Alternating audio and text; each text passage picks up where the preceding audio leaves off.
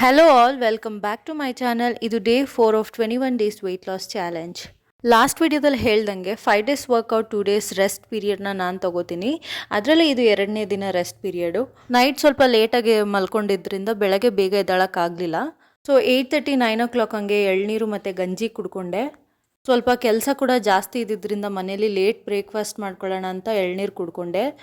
ಇಲ್ಲಿ ರಾಗಿ ದೋಸೆ ಮಾಡಲಿಕ್ಕೆ ನಾನು ರಾಗಿ ಹಸಿಟ್ಟು, ಅಕ್ಕಿ ಹಸಿಟ್ಟು, ಹಾಗೆ ರವೆ ಮತ್ತು ಜೀರಿಗೆ ತೊಗೋತಾ ಇದ್ದೀನಿ. ಸ್ವಲ್ಪನೇ ನೀರು ಸೇರಿಸ್ಕೊಂಡು ದೋಸೆ ಹಿಟ್ಟಿನ ಹದಕ್ಕೆ ತಂದರೆ ಆಯಿತು. ಲಾಸ್ಟಲ್ಲಿ ಉಪ್ಪು ಸೋಡಾ ಎರಡನ್ನೂ ಹಾಕ್ಕೊಂಡು ಒಂದು 15 ಮಿನಿಟ್ಸ್ ಬಿಟ್ಟು ದೋಸೆ ಹಾಕ್ಕೊಂಡ್ರೆ ಆಯಿತು. ಸೊ ನೆನ್ನೆ ಇದ್ಕಿದ ಬೇಳೆ ಸಾಂಬಾರು ಮಾಡೋಣ ಅಂತ ಅಂದ್ಕೊಂಡಿದ್ದೆ, ಬಟ್ ಕರೆಂಟ್ ಇರಲಿಲ್ಲ, ಅದಕ್ಕೋಸ್ಕರ ಕಾಳನ್ನ ಹಂಗೆ ಇಟ್ಕೊಂಡಿದ್ದೆ. ಸೊ ಇವತ್ತು ಬೆಳಗ್ಗೆನೇ ನಾನು ಸಾಂಬಾರು ಮಾಡಿಕೊಂಡು ದೋಸೆ ಜೊತೆ ತೊಗೋತಾ ಇದ್ದೀನಿ, ಯಾಕಂದರೆ ನೈಟ್ ನಾವು ಇರೋದಿಲ್ಲ, ಒಂದು ಇವೆಂಟ್ ಇದೆ ಅಂತ. ಅದಕ್ಕೋಸ್ಕರ ಸಾಂಬಾರು ಮಾಡಿಕೊಂಡ್ರೆ ಕಾಳು ವೇಸ್ಟ್ ಆಗೋದಿಲ್ಲ, ಬೆಳಗ್ಗೆ ಮತ್ತು ಮಧ್ಯಾಹ್ನ ತಿನ್ಕೋಬೋದು ಅಂತ ಮಾಡ್ಕೊಂಡಿದ್ದೀನಿ. ಈಗ ಬ್ರೇಕ್ಫಾಸ್ಟ್ಗೆ ನಾನು 2 ರಾಗಿ ದೋಸೆ ಮತ್ತು ಸ್ವಲ್ಪ ಸಾಂಬಾರು ಹಾಕ್ಕೋತಾ ಇದ್ದೀನಿ, ಜೊತೆಗೆ ಕಾಳು ಕೂಡ ಹಾಕ್ಕೋತಾ ಇದ್ದೀನಿ. ಇದನ್ನು ನಾನು 11:30 ಹಂಗೆ ತೊಗೊಂಡಿದ್ದೀನಿ. ಇನ್ನು ನನ್ನ ಮಗಳು ಆರೆಂಜ್ ಬೇಕು ಅಂತ ಕೇಳ್ತಾ ಇದ್ಲು. ಸೊ 1 o'clock ಹಂಗೆ ನಾನು ಆರೆಂಜ್ ತೊಗೊಂಡು ಆಮೇಲೆ ಕಾಫಿ ಕುಡಿದೆ ಒಂದು ಸ್ವಲ್ಪ. ಲಂಚ್ಗೂ ಕೂಡ ನಾನು ರೈಸ್ ಜೊತೆಗೆ ನಾನು ಇದ್ಕಿದ ಬೇಳೆ ಸಾಂಬಾರು ತೊಗೋತಾ ಇದ್ದೀನಿ. ಹಾಗೆ 5:30 ಹಂಗೆ ಸ್ವಲ್ಪ ಡ್ರೈ ಫ್ರೂಟ್ಸ್ ತೊಗೊಂಡು ಮದುವೆಗೆ ಹೋಗೋಕ್ಕೆ ಅಂತ ರೆಡಿ ಆಗ್ತಾ ಇದ್ದೀನಿ.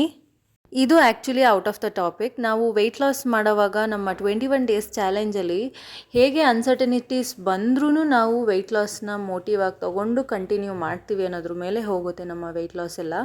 ಈ ಸ್ಯಾರಿ ಬಂದು ಚಿಕ್ಕಪೇಟೆಯಲ್ಲಿರೋಂಥ ಸುದರ್ಶನ್ ಸಿಲ್ಕಲ್ಲಿ ತೊಗೊಂಡಿರೋದು, ಕಾಂಜೀವರಂ ಸ್ಯಾರಿ.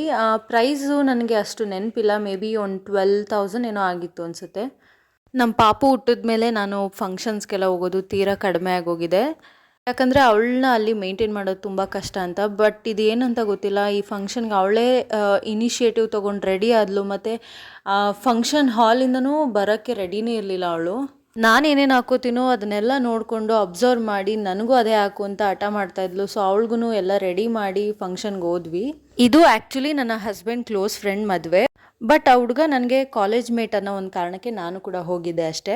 ಫಂಕ್ಷನಿಂದ ಬಂದು ನಾವು ಡ್ರೆಸ್ ಎಲ್ಲ ಚೇಂಜ್ ಮಾಡಿ ಮಗುನ ಮಲಗಿಸಿ ನಾನು 11:30 ಆಗಿತ್ತು ಅನಿಸುತ್ತೆ. ಎಷ್ಟೇ ಟಯರ್ಡ್ ಆಗಿದ್ರು, ಎಷ್ಟೇ ಸ್ಟ್ರೆಸ್ಫುಲ್ ಆಗಿದ್ರು, ನಾವು ಯಾಕೆ ಈ ಚಾಲೆಂಜ್ನ ಸ್ಟಾರ್ಟ್ ಮಾಡಿದೀವಿ ಅಂತ ನಮ್ಮ ತಲೆಯಲ್ಲಿತ್ತು ಅಂದರೆ ಖಂಡಿತವಾಗ್ಲೂ ಯಾವುದೋ ಕಾರಣ ಕೊಡ್ದೇ ನಮ್ಮ ಒಂದು ಡೇನ ಕಂಪ್ಲೀಟ್ ಮಾಡ್ತೀವಿ ಅನಿಸುತ್ತೆ. ತುಂಬ ಟಯರ್ಡ್ ಆದರೂ ವಾಕಿಂಗ್ ಮಾಡಿದೆ ಅನ್ನೋ ಸ್ಯಾಟಿಸ್ಫ್ಯಾಕ್ಷನಲ್ಲಿ ಇವತ್ತಿನ ದಿನನ ಎಂಡ್ ಮಾಡ್ತಾ ಇದ್ದೀನಿ. ನಿಮ್ಮೆಲ್ಲರ ಸಪೋರ್ಟ್ ನನಗೆ ಹೀಗೆ ಹೆಚ್ಚಾಗ್ತಾ ಇರಲಿ. Thank you for watching.